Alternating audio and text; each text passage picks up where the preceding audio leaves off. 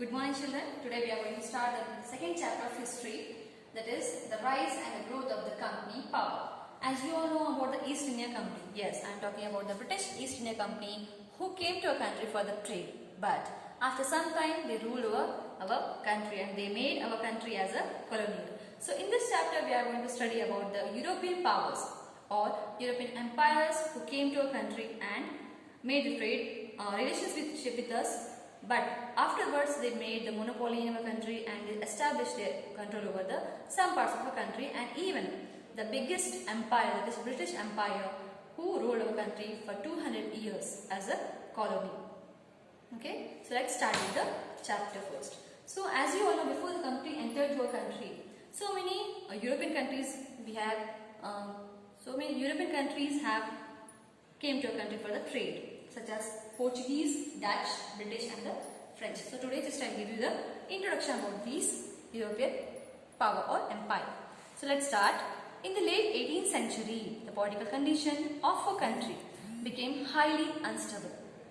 I hope you have already learned about the Mughal Empire in the 7th standard. Yes, the Mughal Empire or the Mughal rule, which is known as the golden era of Indian history. So as you all know, the Aurangzeb was the last powerful ruler of Mughal Empire. I am saying this because after him, no one or no other king was able to rule our country so efficiently. So all the rulers who came after the Aurangzeb were weak.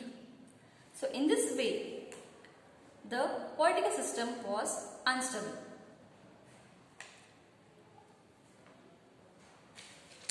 So after his death in 1707, it marked the beginning of the war of secession between the political parties, we can say, or the kings for the throne of the Delhi, because it became very weak at that time.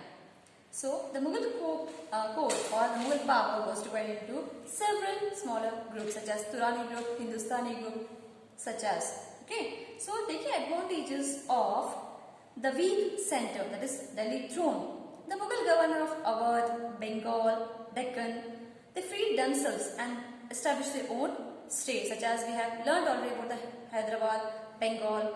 Okay, so this attracted the European powers, were attracted by the enormous wealth of a country, and being aware of the political instability in the Persian rulers such as Nadir Shah invaded India in 1739. He was the first ruler who invaded our country from Persia. So he was followed by the Ahmad Shah Abdali, who invaded India irregularly from 1747 to 1767. As a result, India's financial and military strength suffered enormously because of these invasions. This paved the way for the several foreign nations, such as I said, European nations or European countries, to invade and dominate our country. So now we will study about the foreigners who came to a country for the trade, but afterwards they made their colony in our country. They are Portuguese, the Dutch, the British and the French.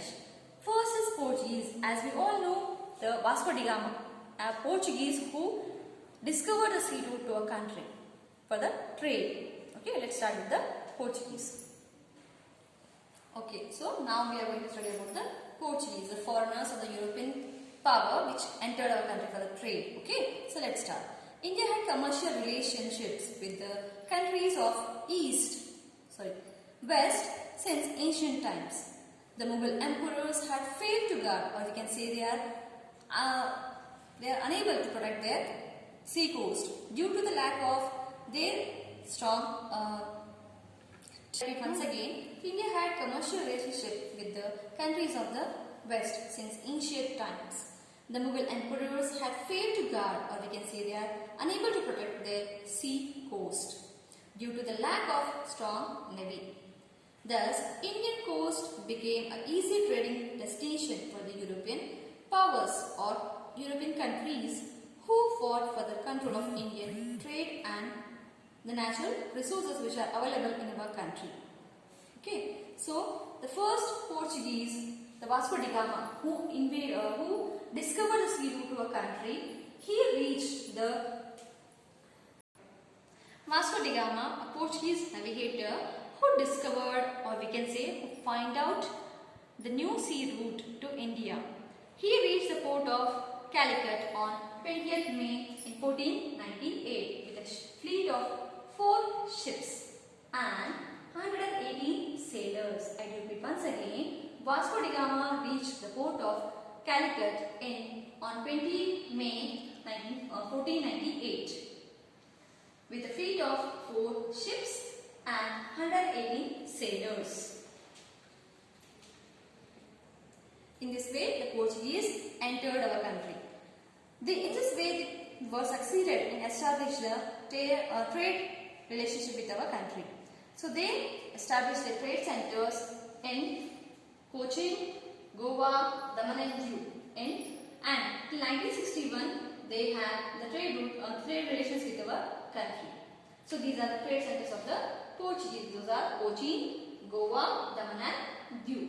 Okay, this is all about the Portuguese. I repeat once again about the Portuguese. The Vasco da Gama, a Portuguese navigator who discovered a new sea route to our country, he reached the Calicut on 20th May 1498 with a fleet of 4 ships and 118 ships. They made the trade centers in America. They established trade centers near Cochin, Goa, Daman and Diu. And in 1961, they retained the same position in our country. So next, European power who entered our country is the Dutch. Okay, they were attracted by the spices in our country, which were famous all over the world. Okay, so in this way, the Dutch entered our country for the trade of spices. And they established their empire or the trade routes, or they established the trade centers in our country in 1602. In this way, Dutch East India Company was established. They established their important factories at Masulipatam, the port city of Andhra Pradesh, then Pulicat, Surat, Calicut, Patna, Balsor and the Cochin. These are the trade centers of the Dutch East India Company. They exported cotton clothes, raw silk, molasses, opium and indigo from India. In this way, the Dutch would have succeeded in establishing their monopoly in the 17th century. So along with these trade centers, they were also controlling the islands of Far East, we can say Indonesia and all. So they established a trade link between India and the islands of the Far East. They further established their command on the pepper and spices trade in the islands of Sumatra, Java and Moluccas. They also succeeded in luring the English out of Amboyana, one of the Spice Islands in 1623. While the Dutch were expanding their trade in India, in the islands of Far East, they were opposed by the Dutch government because they are controlling their trade in our country. They are just looking for their benefits, not for the others. So the Dutch government opposed and they laid a stress on the maintaining its primacy over the affairs of the company, that is Dutch East India Company. This behavior of the government led to the decline of the company in our country. So dear children, this is all about the Dutch power in our country, or you can say the Dutch East India Company in our country. Next, the Britishers entered our country. So till now we have studied about the Portuguese and the Dutch. In the next video we will learn about the other European powers, or we can say the other European empire who entered our country for trade, but they ruled our country. That is British and the French. But in this all European powers, Britishers were the most powerful who ruled our country for 200 years. Okay. So dear children, I hope you have understood about these powers in our country. Next video we will learn about the other European empires. Thank you everyone. Have a great day ahead.